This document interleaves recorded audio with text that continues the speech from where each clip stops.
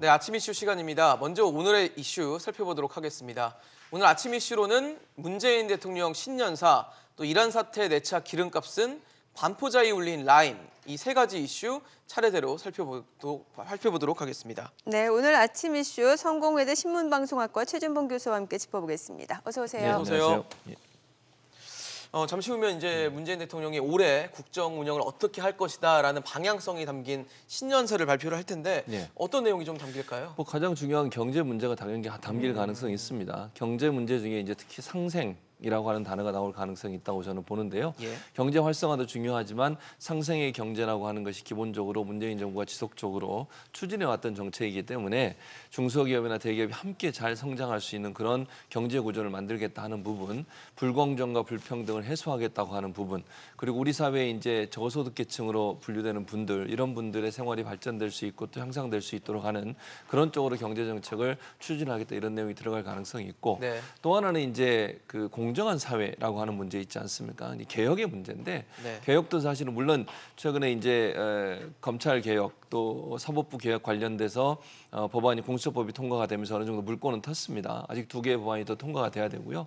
그리고 나면 실제적으로 검찰 개혁이 이루어질 수 있도록 하는 방안들을 제시해야 되기 때문에 그런 부분에 대한 어떤 의지 이런 부분도 함께 들어갈 걸로 포함이 됩니다. 그래서 네. 경제 문제 그리고 공정한 사회 그리고 이제 뭐 마지막으로 하나 더 얘기한다면 한반도 비핵화에 대한 의지 이런 부분도 함께 포함되지 않을까 이렇게 생각이 됩니다. 네. 네, 최근 문재인 대통령 지지율이 이제 긍정평가가 우세한 방향으로 좀 돌아서고 있는 상황이란 말이죠. 그렇기 네. 때문에 이제 뭔가 집권 4년 차에는 이제 각 분야에 좀 더 힘을 줄 것이다 이런 전망이 우세한 상황인데 오늘 신년사에서는 어떤 분야에 방점 찍을 거라고 보십니까? 저는 이제 경제 분야 아까도 말씀을 드렸는데 경제 분야를 더 강조하실 것 같아요. 왜냐하면 이제 집권 후반기 넘어가면서 경제 분야가 아직은 회복이 조금 덜 돼 있는 상황이거든요. 아시는 것처럼 다른 네. 분야보다 네. 공정한 사회 분야나 제도 개혁 분야는 어느 정도 알겠습니다. 완성이 그 됐는데 지금 예. 문재인 대통령이 신년사를 위해서 지금 모습을 드러냈다고 하니까요.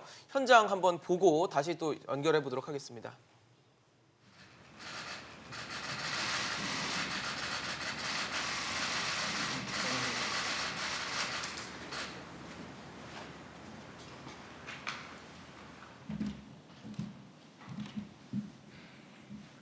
보십니까?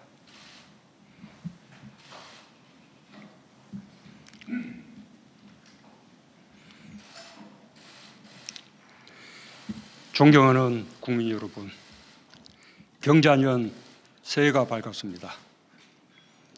3.1 독립운동과 임시정부 수립 100년의 뜻깊은 해를 보내고 올해 4.19 혁명 60주년과 5.18 민주운동 40주년을 맞으며 3년 전 촛불을 들어 민주공화국을 지켜냈던 숭고한 정신을 되새깁니다. 정의롭고 안전하며 더 평화롭고 행복한 나라다운 나라를 만들라는 국민의 준엄한 명령에 따라 우리 정부는 과감한 변화를 선택했습니다. 경제와 사회 구조의 근본적 변화와 개혁으로 우리 사회에 만연한 반칙과 특권을 청산하고 불평등과 양극화를 극복하기 위해 흔들림 없이 노력해 왔습니다. 많은 국민들이 낯선 길을 함께 걸어주셨습니다. 국민들이 불평과 어려움을 견디며 응원해 주신 덕분에 정부는 함께 잘 사는 나라, 혁신적 포용국가의 틀을 단단하게 다질 수 있었습니다. 자기 자리에서 최선을 다해 주신 국민들께 깊이 감사드리며 올 한 해 확실한 변화로 국민의 노고에 보답하겠습니다. 국민 여러분, 2020년은 나와 이웃의 삶이 고르게 나아지고 경제가 힘차게 뛰며 도약하는 해가 될 것입니다. 이를 위해 국민들께서 포용, 혁신, 공정에서 확실한 변화를 체감할 수 있도록 하겠습니다. 먼저 포용이 우리 사회 구석구석까지 미치게 하여 국민의 삶을 더 따뜻하게 하겠습니다. 일자리는 국민 삶의 기반입니다. 지난해 정부는 일자리에 역대 최대의 예산을 투입했습니다. 청년, 여성, 어르신에 대한 맞춤형 일자리 지원을 강화하고 민간 일자리 창출을 위해 전방위적인 정책 노력을 기울였습니다. 그 결과 일자리가 뚜렷한 회복세를 보이고 있습니다. 지난해 신규 취업자가 28만 명 증가하여 역대 최고의 고용률을 기록했고 청년 고용률도 13년 만에 최고치를 기록했습니다. 상용직이 크게 증가하면서 고용보험 가입자가 50만 명 이상 늘고 대중소기업 간 임금 격차가 주는 등 고용의 질도 개선되었습니다. 올해 이 추세를 더 확산시키겠습니다. 특히 우리 경제의 중추인 40대와 제조업 고용 부진을 해소하겠습니다. 40대 퇴직자와 구직자에 대한 맞춤형 종합대책을 마련하고 민간이 더 많은 일자리를 만들도록 규제 혁신과 투자 인센티브를 강화하겠습니다.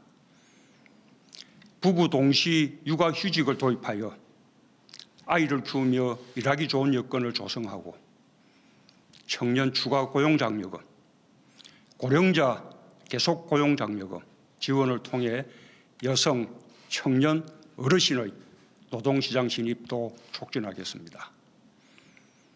이와 함께 노동이 존중받는 사회로 한 걸음 더 다가가겠습니다.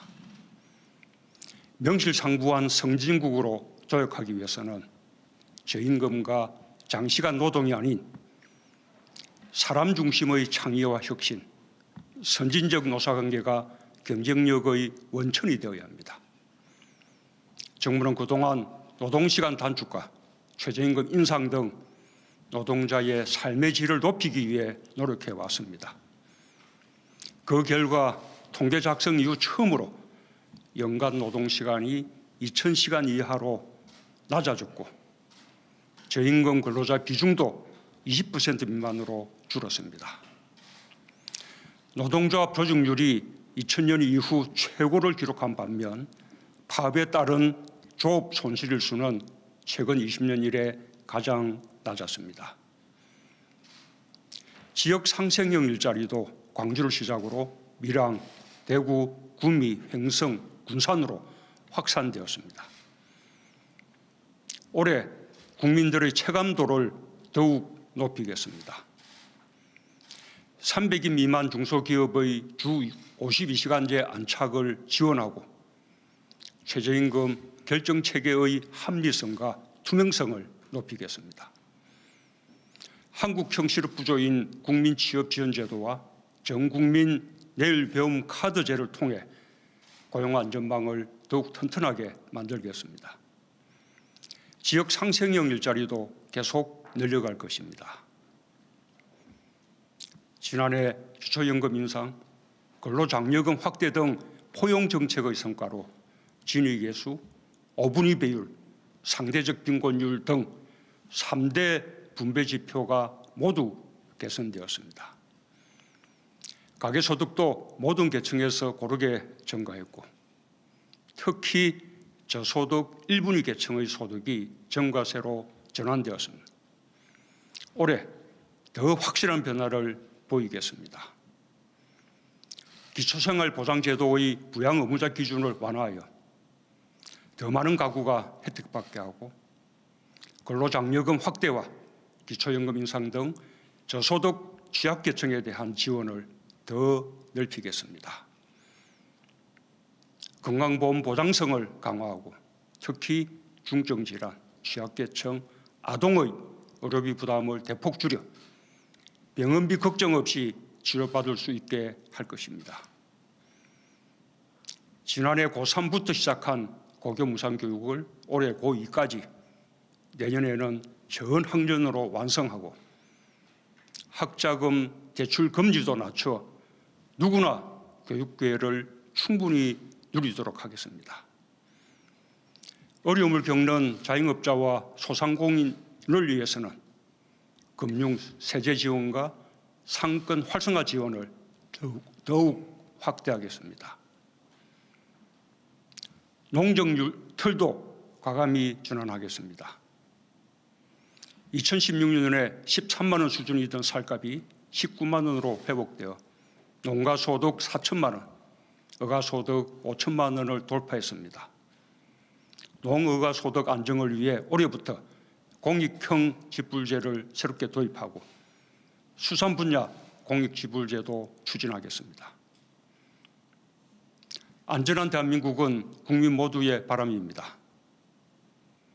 우리 정부는 교통사고, 산재, 자살을 예방하는 국민 생명 지키기 3대 프로젝트를 추진해왔고 미세먼지 대응을 위해 특별법을 제정하는 등 종합적인 대책을 강구해왔습니다. 그 결과 지난해 교통사고와 산재 사망자 수가 크게 감소했고 연평균 미세먼지 농도가 개선되는 등 성과가 나타나고 있습니다. 그러나 아직 부족합니다. 안전에 관한 노력은 끝이 있을 수 없습니다. 기존 대책을 더욱 강력히 추진하고 어린이 안전 종합 대책을 더해 국민 안전에 만전을 기하겠습니다. 미세먼지가 높은 겨울과 봄철 특별 대책을 마련하여 3월까지 강화된 선제 조치를 시행하겠습니다. 계절관리제, 석탄발전소 가동 중단, 노후 차량 감축과 운행 금지, 권역별 대기 개선 대책, 친환경 선박연료 사용 등을 통해 대기질의 확실한 변화를 만들어내겠습니다. 국외 요인에 대응하여 중국과의 공조 협력도 강화할 것입니다. 국민 여러분, 반세기 만에 세계 10위권 경제 강국으로 도약했듯이 4차 산업혁명 시대도 우리가 선도할 수 있습니다. 혁신을 더 강화하여 우리 경제를 더 힘차게 뛰게 하겠습니다. 지난해 혁신 성장 관련 법안 통과가 지연되는 상황 속에서도 신규 벤처 투자가 4조 원을 돌파했고 5개의 유니콘 기업이 새로 탄생했습니다. 200여 건의 규제 샌드박스 특례 승인과 14개 시도의 규제 자유 특구 지정으로 혁신 제품, 서비스의 시장 출시도 가속화되었습니다. 세계 최초 5G 상용화로 단말기와 장비 시장에서 각각 세계 1위와 2위를 차지했고 전기차와 수소차 수출도 각각 2배와 3배 이상 증가했습니다.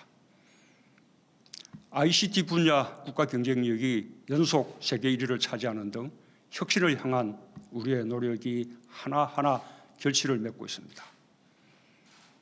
올해는 혁신의 기운을 경제 전반으로 확산시키겠습니다. 벤처 창업 기업의 성장을 지원하여 더 많은 유니콘 기업이 생기도록 하겠습니다. 시스템 반도체, 바이오 헬스, 미래차 등 3대 신산업 분야를 제2, 제3의 반도체 산업으로 육성하고 데이터, 네트워크, 인공지능 분야 투자를 확대해 4차 산업혁명의 기반을 탄탄히 구축하겠습니다. 규제 샌드박스의 활용을 더욱 늘리고 신산업 분야 이해관계자 간의 갈등도 맞춤형 조정기구를 통해 사회적 타협을 만들어내겠습니다. 지난해 우리는 상생의 힘을 확인했습니다. 일본의 수출 규제 조치에 대응하여 핵심 소재, 부품, 장비의 국산화에 기업과 노동계, 정부와 국민이 함께 힘을 모았습니다. 아무도 흔들 수 없는 나라라는 목표에 온 국민이 함께했습니다. 수십 년 동안 못한 일이었지만 불과 반년 만에 의미 있는 성과를 이뤄냈습니다.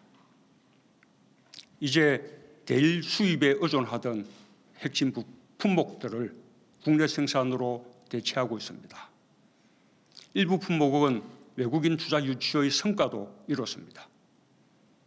올해는 소재 부품 장비 산업 경쟁력 강화를 위해 지난해의 2배가 넘는 2조 1천억 원의 예산을 투자하고 100대 특화 선도 기업과 100대 강소 기업을 지정해 국산화를 넘어 글로벌 기업으로 성장해 가도록 지원하겠습니다. 우리 경제의 활력을 되찾고 나아진 경제로 확실한 변화를 체감하도록 하겠습니다. 올해 세계 경제가 점차 회복되고 반도체 경기의 반등이 기대되고 있으나 무역 갈등, 지정학적 분쟁 등 대외 불확실성은 여전합니다. 구조적으로는 잠재 성장률이 하락하고 있고 생산 가능 인구가 지난해보다 23만 명 감소하는 어려움 속에 있습니다. 그러나 우리는 어떤 어려움도 극복할 것입니다. 올해 수출과 설비 투자를 플러스로 반등시켜 성장률의 상승으로 연결시키겠습니다. 지난해 우리는 미중 무역 갈등과 세계 경기 하강 속에서도 수출 세계 7위를 지켰고 3년 연속 무역 1조 불, 11년 연속 무역 흑자를 기록했습니다. 전기차, 수소차, 바이오 헬스의 수출이 크게 증가하는 등 새로운 수출 동력이 빠르게 성장하고 있습니다. 반도체도 가격이 급락한 가운데서도 수출 물량이 증가하는 저력을 보였습니다. 신남방 지역 수출 비중이 지난해 처음으로 20%를 돌파하고 신북방 지역 수출도 3년 연속 두 자릿수로 증가하며 수출 시장도 다변화되고 있습니다. 올해는 전체 수출액을 다시 늘리고 2030년 수출 세계 4강 도약을 위한 수출 구조 혁신의 속도를 내겠습니다. 3대 신산업, 5G, 2차 전지 등 고부가가치 수출을 늘리는 한편 RCEP 협정 최종 타결 등 신남방, 신북방 지역으로 새로운 시장을 넓히겠습니다. 중소기업 수출금융을 4배 확대하고 한류와 연계한 K브랜드로 중소기업의 수출 비중도 더욱 늘려가겠습니다. 더 좋은 기업 투자 환경을 만드는 데도 총력을 다하겠습니다.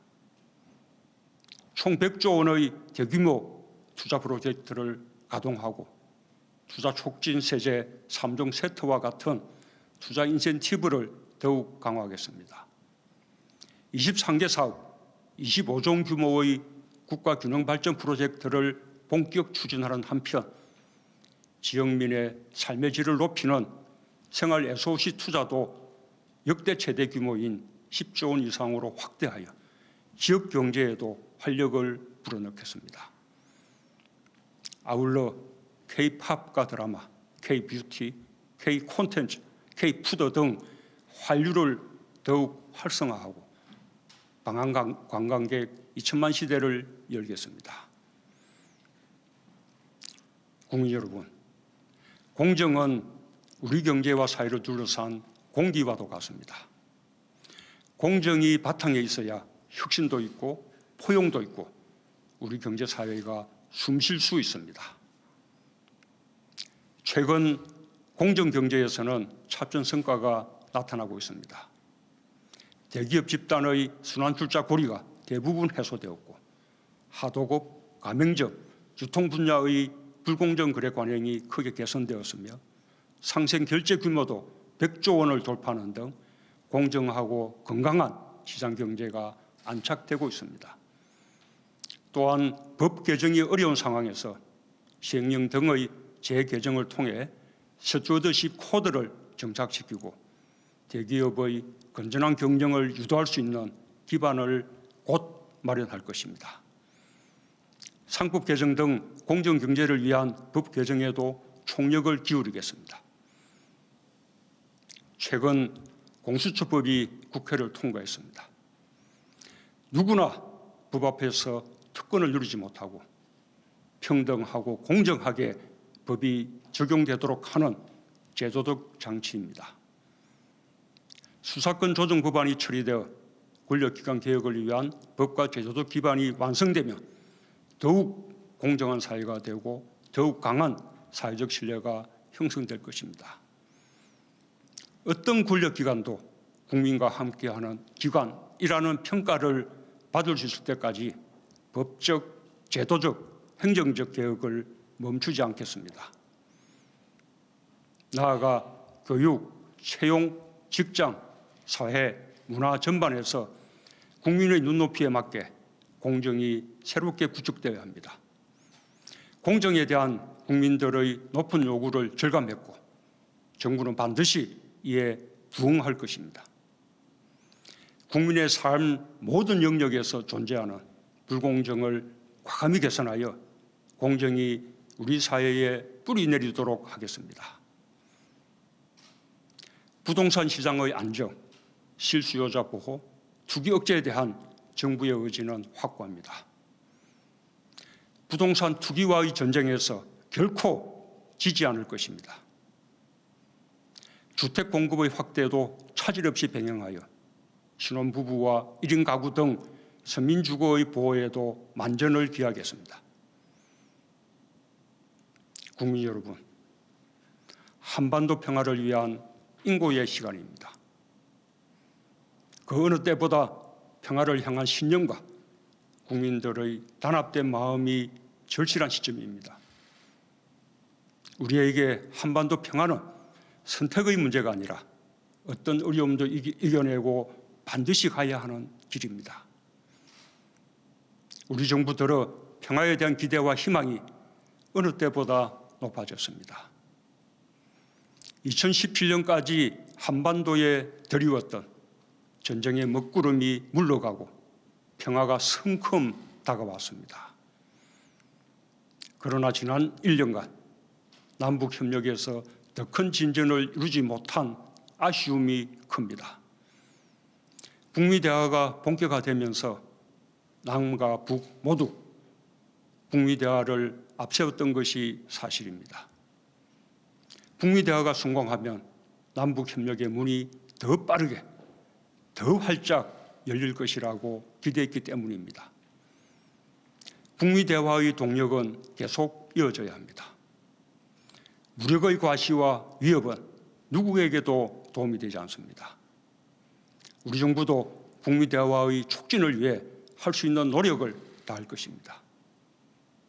그러나 북미 대화의 교착 속에서 남북 관계의 후퇴까지 염려되는 지금 북미 대화의 성공을 위해 노력해 나가는 것과 함께 남북 협력을 더욱 정전시켜 나갈 현실적인 방안을 모색할 필요성이 더욱 절실해졌습니다. 전쟁 불능, 상호 안전 보장, 공동 번영이라는 한반도 평화를 위한 세 가지 원칙을 지켜나가기 위해 국제적인 해결이 필요하지만 남북 사이의 협력으로 할 수 있는 일들도 있습니다. 남과 북이 머리를 맞대고 진지하게 함께 논의할 것을 제안합니다. 남과 북은 국경을 맞대고 있을 뿐 아니라 함께 살아야 할 생명 공동체입니다. 8천만 계려의 공동 안전을 위해 접경 지역 협력을 시작할 것도 제안합니다. 김정은 위원장도 같은 의지를 가지고 있다고 믿습니다. 2032년 올림픽 남북 공동격체는 남북이 한민족임을 세계에 과시하고 함께 도약하는 절호의 기회가 될 것입니다. 남북 정상 간 합의사항이자 IOC의 공동 유치 의사를 이미 전달한 국제사회와의 약속이기도 합니다. 반드시 실현되도록 지속적인 스포츠 교류를 통해 힘을 모아가길 바랍니다. 올해 우리나라에서 개최되는 제1회 동아시아 역도 선수권 대회와 세계 탁구 선수권 대회에 북한의 실력 있는 선수들이 참가하길 기대하며 도쿄올림픽 공동 입장과 단일팀을 위한 협의도 계속해야 할 것입니다. 남북 간 철도와 도로 연결 사업을 실현할 수 있는 현실적인 방안을 남북이 함께 찾아낸다면 국제적인 협력으로 이어질 수 있을 뿐 아니라 남북 간의 관광 재개와 북한의 관광 활성화에도 큰 뒷받침이 될 수 있을 것입니다. 비무장지대의 국제평화지대화는 남북한의 상호 안전을 제도와 현실로 보장하고 국제적인 지지를 받기 위해 제안한 것입니다. 우리는 이미 실험을 유네스코 인류무형문화유산으로 공동 등재한 경험이 있습니다. 비무장지대는 생태와 역사를 비롯해 남북 화해와 평화 등 엄청난 가치가 담긴 곳이며 유네스코 세계유산 공동 등재는 우리가 바로 시작할 수 있는 일입니다. 북한의 호응을 바랍니다. 평화를 통해 우리가 가고자 하는 길은 궁극적으로 평화경제입니다. 평화경제는 분단이 더 이상 평화와 번영에 장애가 되지 않는 시대를 만들어 남북한 모두가 주변 국가들과 함께 번영하고자 하는 것입니다. 나는 거듭 만나고 끊임없이 대화할 용의가 있습니다.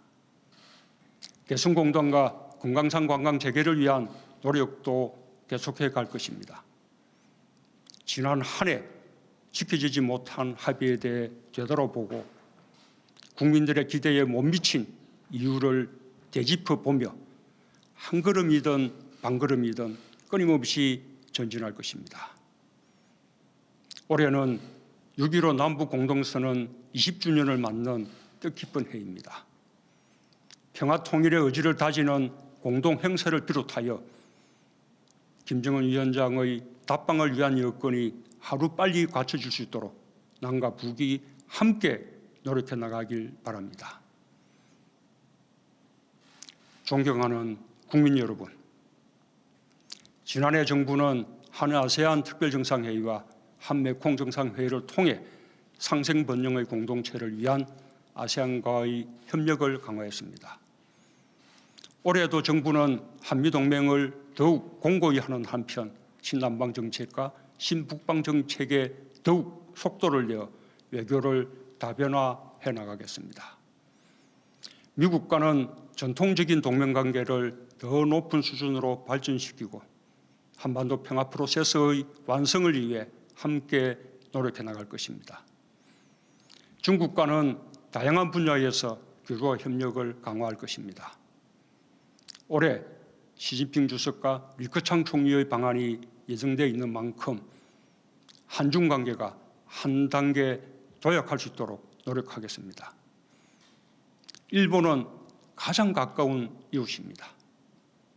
양국 간 협력 관계를 한층 미래지향적으로 진화시켜 가겠습니다.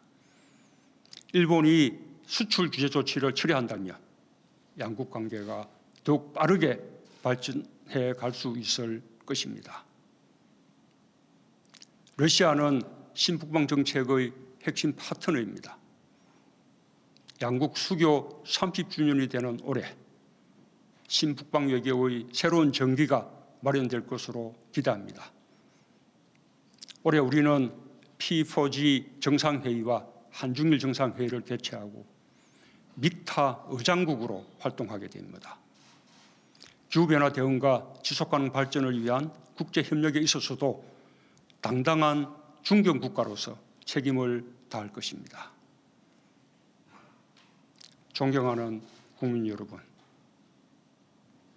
대한민국은 민주공화국입니다.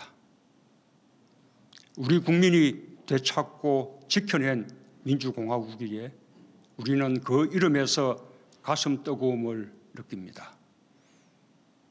민주공화국에 대한 우리의 신념은 우리가 들었던 촛불만큼이나 뜨겁습니다.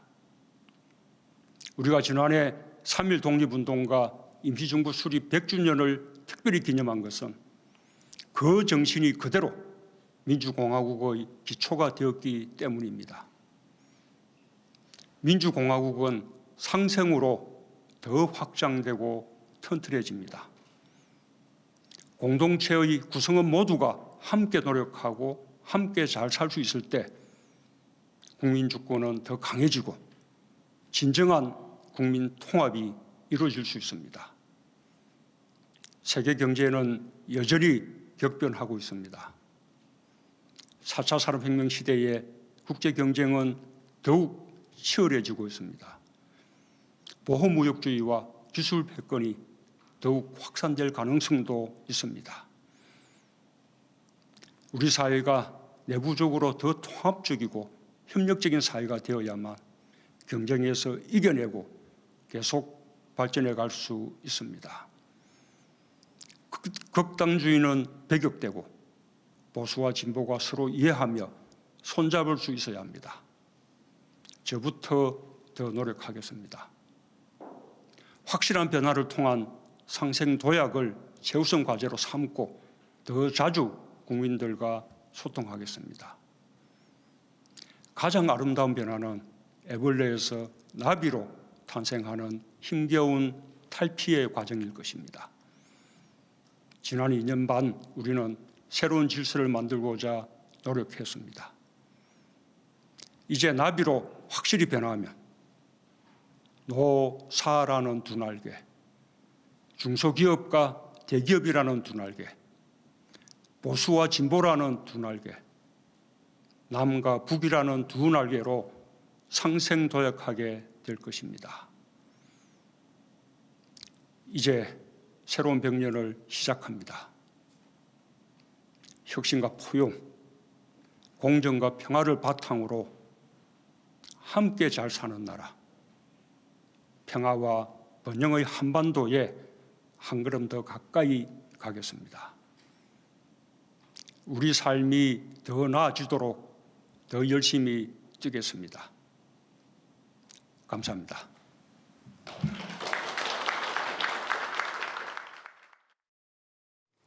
네, 문재인 대통령의 신년사 듣고 왔습니다. 우선 두 분 어떻게 보셨는지 좀 궁금한데요. 저희 신년사 보는 중간에 저희 이종훈 정치평론가 함께 하시게 됐습니다. 평론가님부터 좀 말씀을 좀 들어보겠습니다. 예, 그러니까 경제에 대해서 가장 많이 말씀을 하셨죠. 그렇네요. 예, 그러니까 지난해에도 사실은 그랬습니다. 지난해 이제 신년사 때도 경제란 단어만 35번 언급을 이제 했었는데 그런데도 불구하고 경기가 별로 안 좋았죠. 그렇죠. 뭐 이제 그런 상황이었고 올해도 역시 이제 그 경제가 화두로 등장을 해서 경제에 관해서 가장 많은 말씀을 하셨고 그 다음에 이제 개혁, 그러니까 권력기관 개혁 얘기하셨고 네. 그 다음에 이제 남북한 관계, 그러니까 북핵 문제죠. 그리고 이제 그 외교 뭐 이렇게 이제 순서로 얘기를 하셨는데 네. 전체적으로 비중을 볼 때 역시 경제에 대한 말씀이 많으셨는데 더 이상 소득주도 성장론에 대해서는 언급을 안 하시네요. 그러네요. 소득주도 네, 그게 성장이라는 이제- 단어가 빠지네요. 아예. 예, 그게 이제 좀 과거하고 좀 차이인 것 같고 역시 이번 같은 경우에는 혁신성장 쪽에 조금 더 방점이 많이 찍혀 있는 그런 느낌을 좀 받았고요. 네네. 그다음에 그 남북한 관계 부분은 역시 현재 교착 상태를 좀 반영해서인지 뭐 적극적인 뭐 대북 제안이라든가 그런 내용들이 좀 빠져 있는 그러네요. 그런 상황인 것 같습니다. 네. 최 교수님 어떻게 보셨어요? 예, 뭐 경제 문제 많이 말씀하셨고 혁신적 포용 국가라고 하는 키워드를 계속 주장을 하셨어요. 그러니까 예전부터 계속 얘기했던 부분인데 네. 혁신과 포용이라는 두 가지 개념이 사실은 가장 중요한 경제의 키워드라고 볼 수 있을 것 같습니다.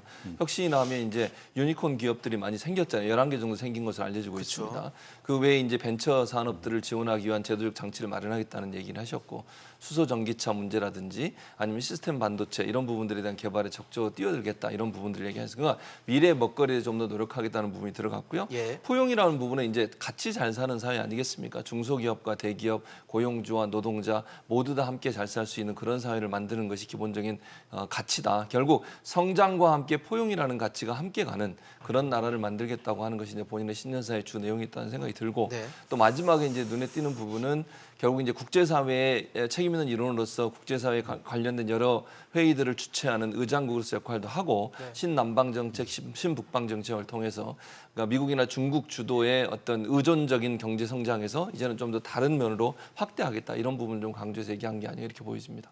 네. 또 확실한 변화를 통한 상생도약 또 언급을 해주셨거든요. 여기에 대해서는 어떻게 보셨나요? 네, 그러니까 이제 확실한 변화 부분에 사실은 이제 그 언론이 더 주목을 많이 했었죠. 네. 그러니까 최근에 이제 검찰 개혁 관련해서 여러 가지 주문도 많이 하셨고 그렇기 때문에 저도 개인적으로 오늘 신년사에서 첫 번째로 강조할 부분이 검찰 개혁 아닐까 이런 생각을 했어요. 예. 그런데 그게 좀 약간 후순위로 그러게요. 좀 뒤쪽에 돌려졌을 놔둔 뿐만 것 아니라 의외로 그렇게 많은 언급을 하지 않으셨어요. 그래서 제가 보기에는 일부러 좀 그 내용을 좀 줄이신 거 아닌가 이런 생각이 듭니다. 그러니까 검찰 개혁은 지금 뭐 추미애 법무부 장관 이제 임명하고 예.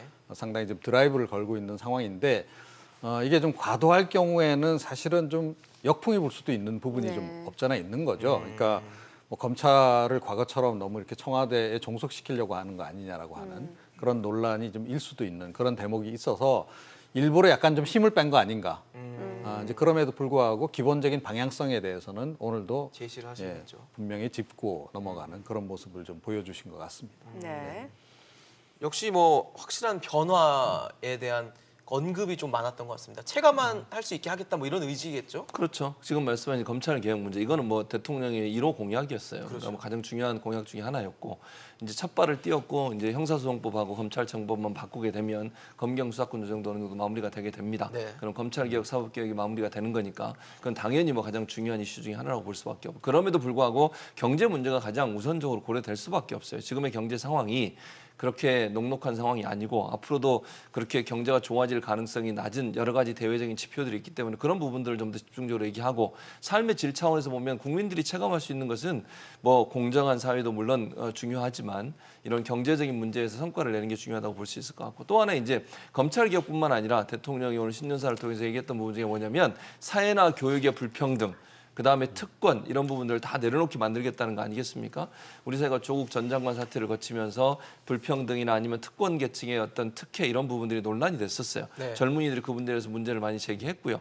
그런 부분들을 정비하겠다는 겁니다. 제도적으로. 그냥 이거는 사회적으로 어떤 그 자의에 의해서 하게 하는 것은 어느 정도 한계가 있다고 보여지는 것 같아요. 결국 제도적 장치를 마련해서 교육 부분이나 아니면 사회 부분의 불평등이나 아니면 특권 이런 부분을 내려놓도록 만드는 제도적 장치도 만들겠다. 이것이 결국은 공정한 사회고 상생하는 그런 사회가 아니겠나 이렇게 주장하신 것 같습니다. 네. 뭐 그리고 경제에 대한 언급이 굉장히 많았습니다. 특히나 네. 이제 올해 국정 운영 방향에서 경제에 좀 힘을 주는 모습이었는데 자 그렇다면 사실 작년부터는 좀 뭐 노동계도 노동계지만 이제 친기업적인 행보를 좀 보여줬기 때문에 네. 올해도 그런 부분을 좀 기대할 수 있지 않을까라는 생각이 들거든요. 뭐 역시 이제 그렇게 행보를 보이시지 않을까 이렇게 생각이 돼요. 사실은 이제 그 부분 때문에 진보 진영이라든가 예. 그 뭐 민주노총을 비롯한 노동계 쪽에서는 우려도 좀 없지 않은 상황입니다. 그러니까 지금 이제 사실은 문재인 정부에서 이 노동 개혁 쪽을 상당히 기대를 많이 했었는데 오히려 그 역방향으로 가는 거 아니냐. 주 52시간제와 관련해서 뭐 좀 더 완화하는 조치를 취했다든지 뭐 이런 부분 관련해서도 노동계에서는 상당히 좀 불만이 좀 많이 있는 그런 상황입니다. 네. 그런데 이제 국정을 책임지고 있는 대통령의 입장에서는 전체적으로 균형을 좀 맞춰야 되는 부분들이 좀 있는 거죠. 그러니까 최저임금의 급속한 인상으로 해가지고 지금 뭐 자영업자들 굉장히 어렵고 또 중소기업들이 또 굉장히 어려운 그런 상황 아니겠습니까? 이제 그런 그 상황에서 지금 뭐 미중 무역 전쟁도 완전히 지금 해결된 거라고는 보기 어려운 거고 네. 좀 이런 것들이 좀 겹쳐 있는 상황에서는 당분간은 그래도 좀 기업 중심, 특히 이제 중소기업 중심으로 해서 가고 또 한편에서는 역시 이제 혁신 성장을 통해서 뭔가 좀 동력을 좀 회복시켜야 된다. 이런 판단을 좀 내리고 있는 것 같아요. 제가 보기에는 뭐 이 판단은 굉장히 정확한 판단이다라고 생각이 들고요. 문재인 대통령이 뭐 그동안은 좀 상징적인 대기업들, 뭐 삼성이라든가 현대라든가 이런 쪽에 이제 방문 지난해 이제 하고 이제 그러지 않았습니까? 그래서 화제가 되기도 했었는데 그보다는 좀 더 혁신 기업들을 좀 직접 좀 챙기시는 모습을 좀 더 보이는 게 어떨까 이런 생각이 들어요. 그러니까 뭐 소주성이라 그래서 이제 소득주도 성장이라서 네, 밀어붙였었죠. 사실은 이제 좀 이제 그런 부분 관련해서 네. 부작용도 없지 않았던 이제 부분들이 있기 때문에 그걸 좀 개선하는 의지를 좀 더 강력하게 보여줄 필요가 있지 않나. 올해 한 해 동안은 네네. 좀 그런 생각이 좀 듭니다. 예. 네. 뭐 사실 그 한반도 평화 프로세스에 대한 메시지도 뭐 그렇게 경제에 비해서는 뒤쪽에 있긴 했지만 역시 빠지지 않고 들어갔습니다. 아까 뭐 평론가님께서는 노골적으로 메시지를 전달하는 방향보다는 좀 애둘러 표현하는 식으로 이번에 좀 언급이 됐던 것 같은데 어떻게 보셨어요? 그러니까 한반도 평화 프로세스는 대통령이 지속적으로 추진하는 정책 중에 하나예요. 네. 지금 이제 남북 관계나 아니면 북미 관계가 교착 상태에 빠져 있기 때문에 할 수 있는 역할이 이렇게 많지 않은 상황이죠. 네. 그럼에도 불구하고 우리 나름대로 할 수 있는 여러 가지 노력들을 할 수 있다고 봐요. 예컨대 유엔을 중심으로 해서 빈무장지대의 실제적인 국제 평화지대화 네. 이 문제도 우리가 추진하고 있고 또 남북 철도 아직 이제 교착 상태이긴 하지만 철도 연결을 통해서 물류 산업을 좀 확대하는 방법 이런 부분들은 결국은 국제사회가 동참해서 영구적인 평화 정착을 할 수 있는 제도들을 우리 나름대로 할 수 있는 방안을 해야 된다고 저는 보거든요. 그러니까 지금 현재 예를 들면 금강산 개발, 금강산 관광 재개나 이런 부분은 미국과의 협력이 필요하고 대북 제재가 풀리지 않으면 여러 가지 한계가 있기 때문에 그런 부분들에 대한 어려움이 있긴 하지만 그럼에도 불구하고 그래도 우리가 할 수 있는 범위 내에서는 평화 정착을 위한 노력들은 차근차근 해나가야 된다. 네네. 그리고 이제 언제 또 북미 간의 관계가 갑자기 개선될 수 있는 상황이 될지도 모르지 않습니까? 그랬을 때 우리가 할 수 있는 역할이 뭐냐 하는 부분들은 끊임없이 노력하고 지금 2023년인가요?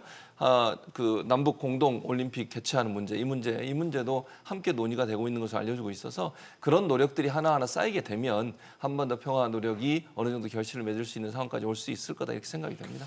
그런데 한 가지 네. 좀 아쉬운 대목은 좀 예, 있어요. 그러니까 뭐냐 하면 김정은 위원장에게 뭔가 좀 메시지를 이번에 던졌어야 한다 이런 생각이 좀 들거든요. 그런 전망들도 다시 나오긴 했었고. 예, 그러니까 김정은 위원장이 최근 들어서 굉장히 좀 강성 발언들을 쏟아내고 있고 그러니까요. 새로운 전략 무기에 대해서 언급하고 있고 미국 쪽에서는 계속 그것에 대해서 경고를 하는 메시지가 네. 좀 나오고 있고 강하게 붙고 북미 실무 협상은 뭐 언제 열릴지 모르는 상황이고 당연히 지금 3차 북미 정상회담도 언제 열릴지 모르는 그런 상황이 지금 되고 있단 말이에요. 자, 이런 상황에서 지금 가장 중요한 것은 김정은 위원장이 위험한 선택을 하지 않도록 하는 거다라고 저는 보거든요. 자, 그래서 김정은 위원장에게 위험한 선택을 해서는 안 된다라고 하는 메시지를 좀 담았어야 한다. 좀 다독일 수 있는 그렇죠. 메시지라든지. 그와 동시에 그래도 우리 이 정부의 손을 잡는 것이 당신에게는 유리할 것이다라고 하는 그런 메시지를 좀 강력하게 이번에 좀 전달했더라면 어땠을까? 그런 부분은 네, 없었네요. 그렇죠. 그런 부분에서는 조금 좀 그 아쉬운 감이 좀 없잖아 있는 그런 상황입니다. 네. 알겠습니다. 오늘 문재인 대통령의 올해 국정 운영 방향을 알 수 있는 신년사를 확인하고 또 신년사에 대한 분석도 함께 봤습니다. 최진봉 교수, 이종훈 평론가와 함께했습니다. 두 분 말씀 감사합니다. 잘 들었습니다.